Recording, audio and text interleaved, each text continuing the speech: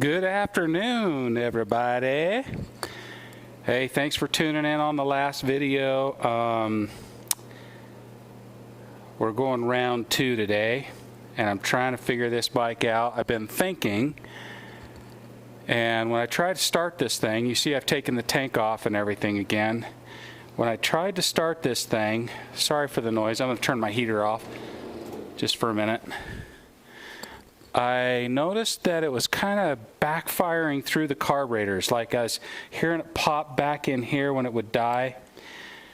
And I know those carburetors are clean. I went through everything. Nothing's plugged. It's got a good filter on it. Everything should be good that way, and it's not flooding out or anything. So I'm thinking the carburation should be pretty okay. And so I started to question whether or not there might be a compression issue. Maybe the intake valves have gotten a little bit tight. I don't know when they've been checked. So I thought maybe you guys could come along with me today just to do a quick little compression test to see what that shows. Now, this is a Bosch compression tester. I've got 2 of them. And you just take the spark plug out, thread that baby in nice and tight. And then you got to make sure that you open up the throttle the best you can. Now these are vacuum operated slides, so you can't really get them all the way open, but you hold the throttle all the way open while you crank it, and then you look and see what kind of compression it's got. Now this motor should have static compression of probably 120 or above, maybe even closer to 150. It's a 4-stroke, big bore 4-stroke, so it should be up there pretty good. I don't know what we're going to find. Let's go ahead and do a quick compression test and see if I might need to go further into that a little bit. So key on, throttle all the way open. I'm going to hit the starter button. Let's see what she cranks up to.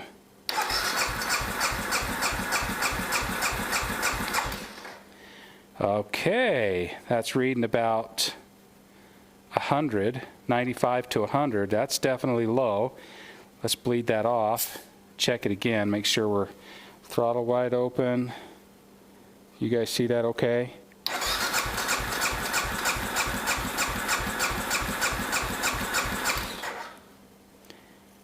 It's definitely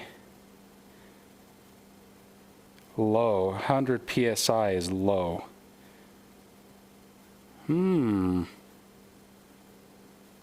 Okay. Should we check it one more time? I don't expect a different result, but let's try for 3.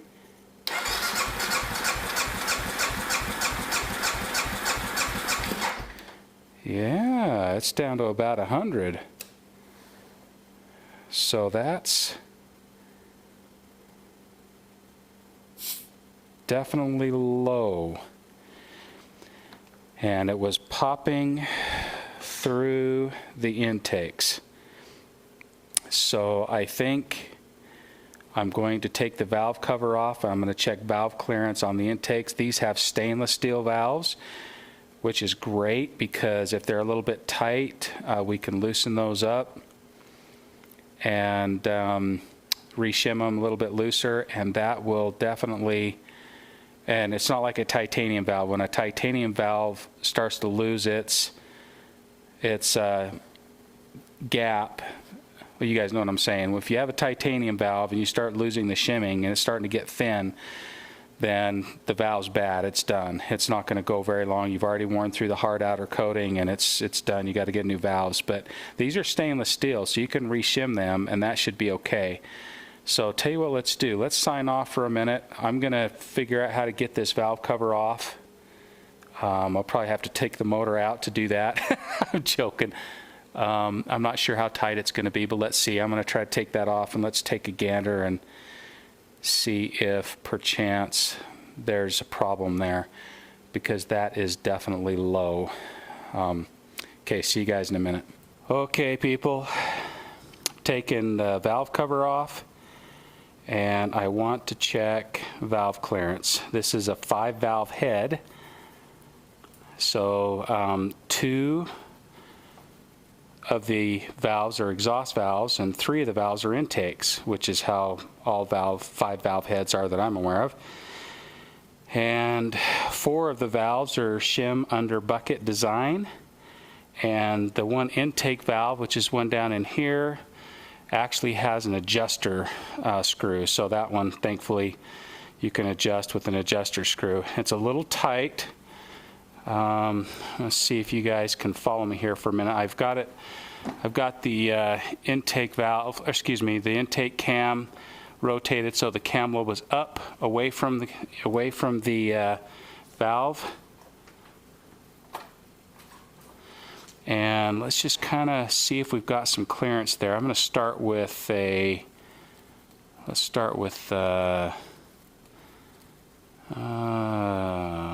see, 5 thousandths. Just going to see what it is. I'm having a problem because I got too many bikes in here. Of course, I forgot the flashlight. I'm sorry, people. Gotta have a flashlight so you can see what I'm doing, right? If I move this bike over and have a little more room, that'd be better, but that's never the case. Okay. Oh, that's a little, that cam's a little gungied up there.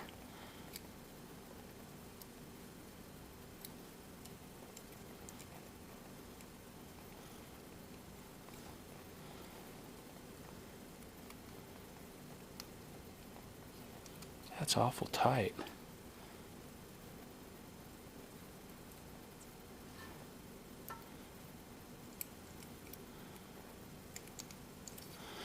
Yeah, 6 thousandths isn't going in, which is 0.13 millimeters. That's tight, or 5 thousandths.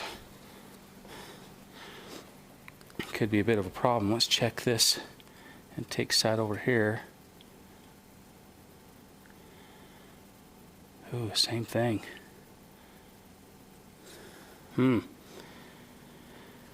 Well, people, that's a problem. That's 5 thousandths shim is not going in.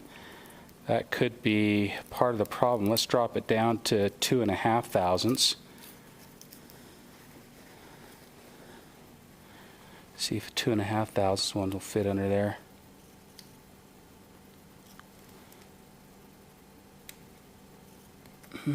Won't. Huh. Could be a problem, people.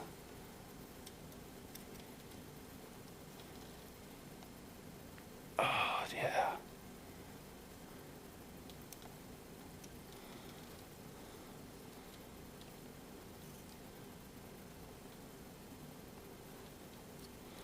Interesting. Intakes are definitely too tight. 2.5 thousandths won't fit. Let's try. Let's try. My smallest is 1.5, and you can see that thing's been destroyed for all the years of monkeying with it, trying to jam it in things.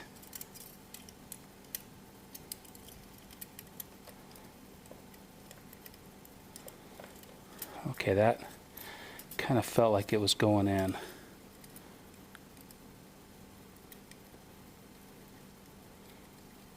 Okay, that one did go in. Let's go back to the 2 and let's go to 2. I know I've got a 2 thousandths one in here. That's 2.5. There's 2. Let's try that. At least on this intake.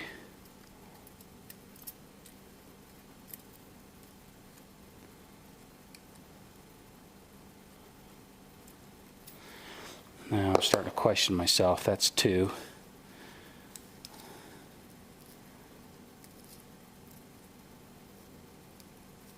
Maybe I did something wrong. That wouldn't be the first.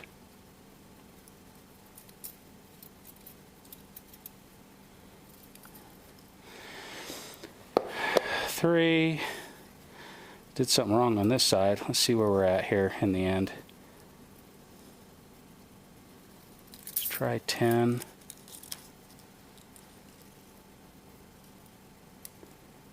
Definitely no 10. Let's go back to 6.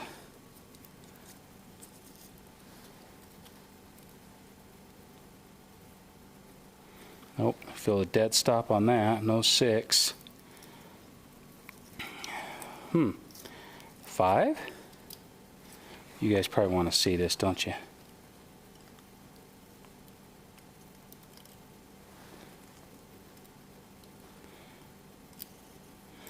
Definitely no 5. So that's got to be about 4, I think, was the one that we were able to get in there. Oh man, bent that sucker up.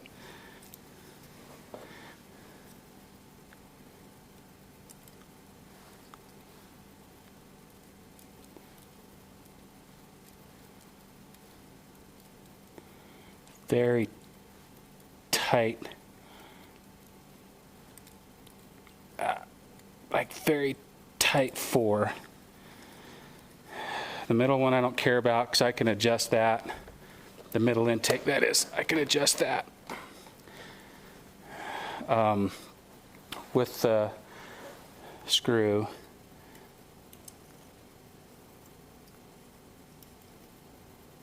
Huh. That must have been high. Because the 4 is fitting on that one.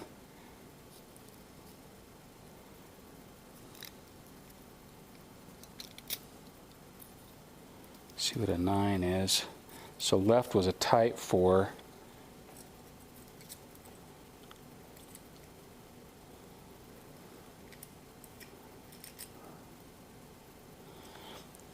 Nine definitely doesn't fit.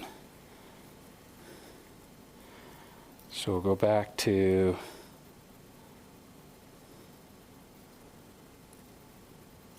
six and 7. Let's try a 6. And I'm talking thousandths, by the way. I know this is metric, but no 6.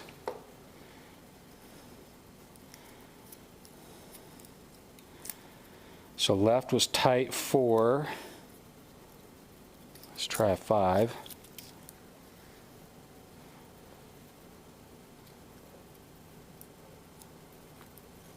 Okay, and a 5 will fit.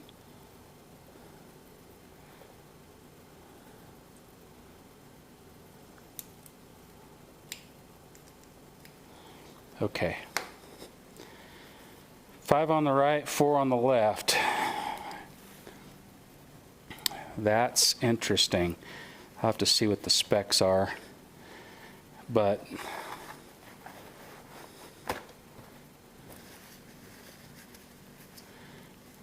seems tight to me, like BMWs have. Let me see, maybe that's, I don't know. I get my thousandths in my, let's see, we gotta go.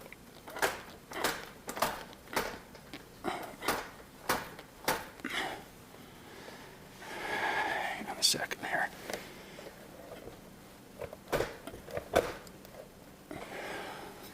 Gotta get the exhaust cam lobes at the top. A little more.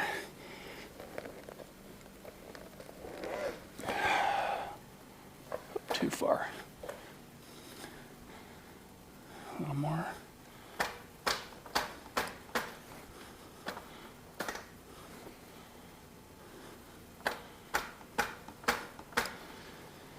Okay.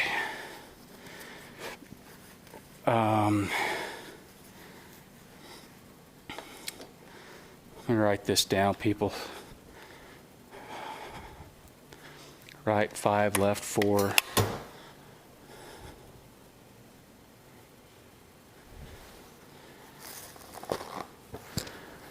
Thousandths.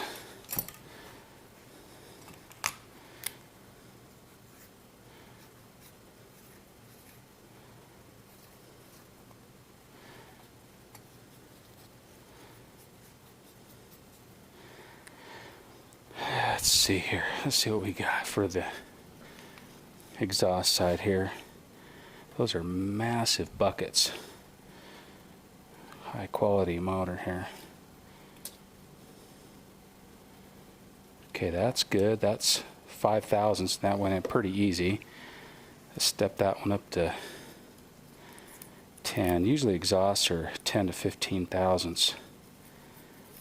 Usually 15.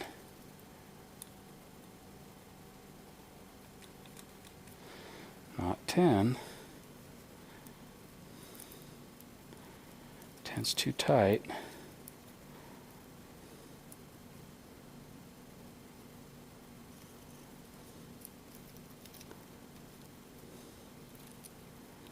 Let's try 8.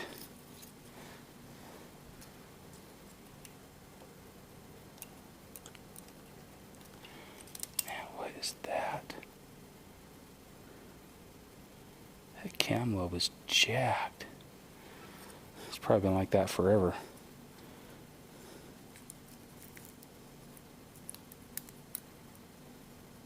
Let's go to 7 because 8 didn't fit, but 5 did. 7, no. 6. Tight 6, okay. Tight 6. That's thousandths.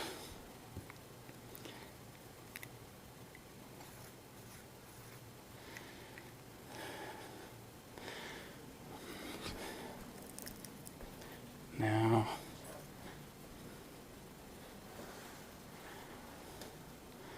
let's turn that way.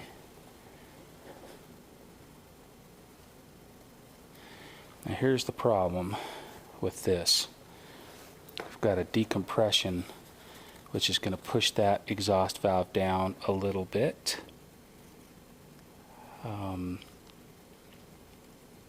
In order to, it's going to push that down a little bit in order to open up that exhaust valve a little. So we're going to, when you go to start it, which is going to give us a false reading, so we're going to get it off of that. That's probably too much. This has got to be loose. There we go.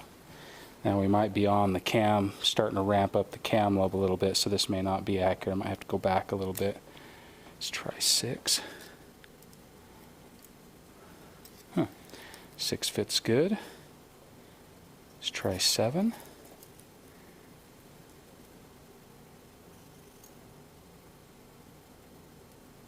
Nope. So that's 6 thousandths. I have to look up and see what is normal. There is one I didn't check. Those are both 6 thousandths.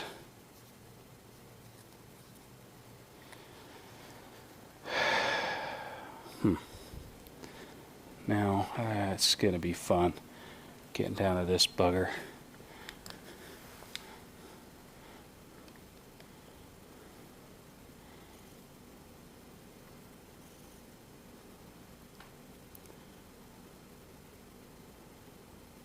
Let's see if I can get the cam lobes back up there.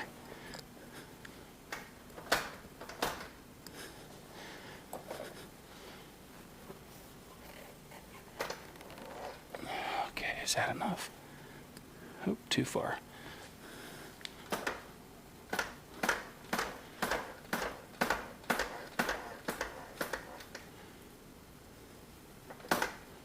There we go.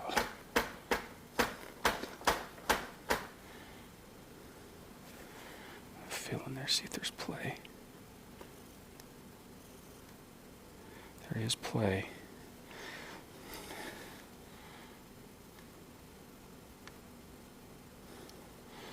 See if we can get a little feeler gauge in there. Everything else seems to be 4 to 5 on that. Let's try a 4,000th.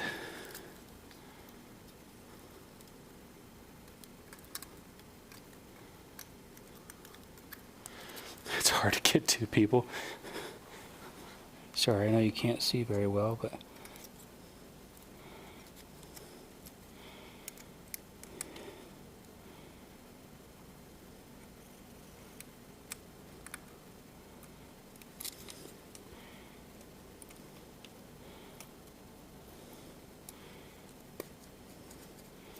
there is play here. Yeah, I can feel play, so that's good.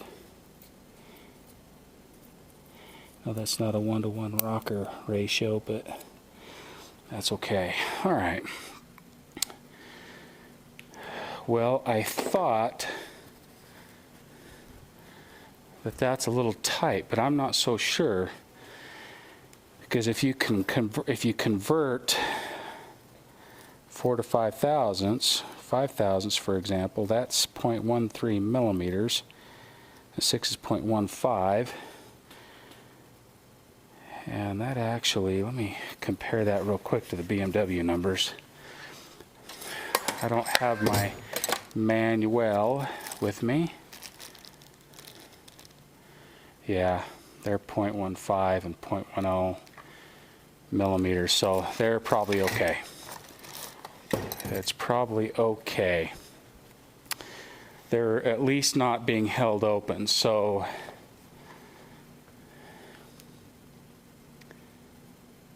back to the drawing board.